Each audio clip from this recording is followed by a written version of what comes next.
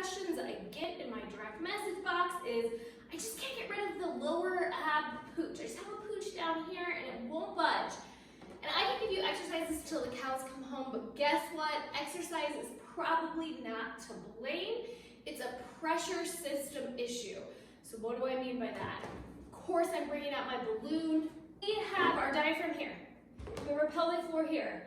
Ideally, we've got the symbiotic pressure system where we inhale, it goes down, we exhale, lifts, and it goes like this. And it supports us. It's a symbiotic relationship. If you are experiencing that pooch that you just can't quite get rid of, my guess, 9 out of 10 times, is that you are a sucker inner belly button gripper.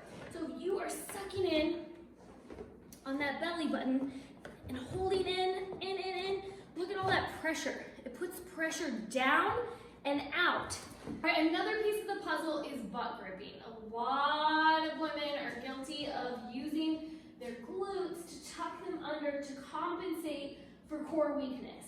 We want stability. Our body is really smart. It's going to give us stability however it can find it, and butt gripping is a major way to do that. Issue with this is you can see as soon as we start to grip and tuck, the pressure goes out. So neutral, stacked, grip. Bow.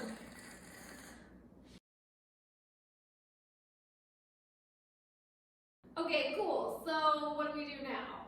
That's what you want to know. I'm here for you. First and foremost, you gotta let go. And I know it's uncomfortable, especially after years. A lot of us start sucking in long before we have babies. We like to blame our babies for our core system issues, but often we've been sucking in for a long time.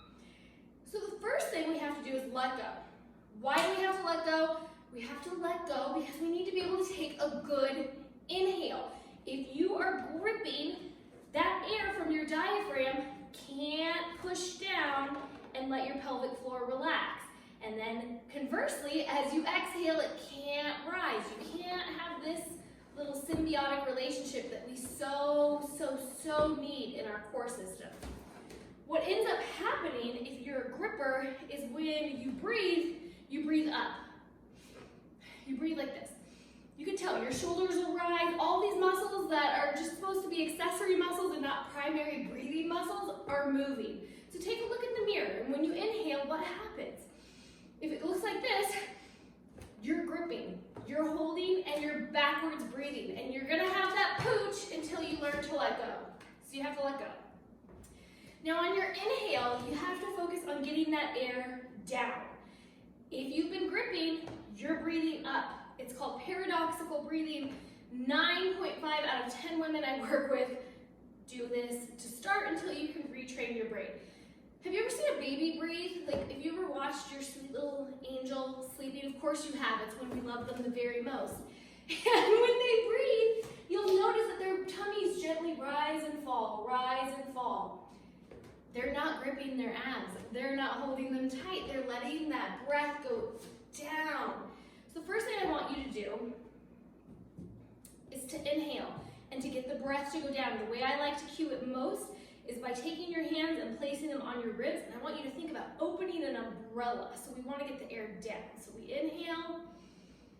Overflow is going to go down into that tummy. Exhale. So I don't even care about your exhale. We start with the inhale, especially if you are a belly gripper. We work on letting go, getting that inhale to expand our ribs, and overflow goes down into our tummy. All right, so inhale. Inhale through your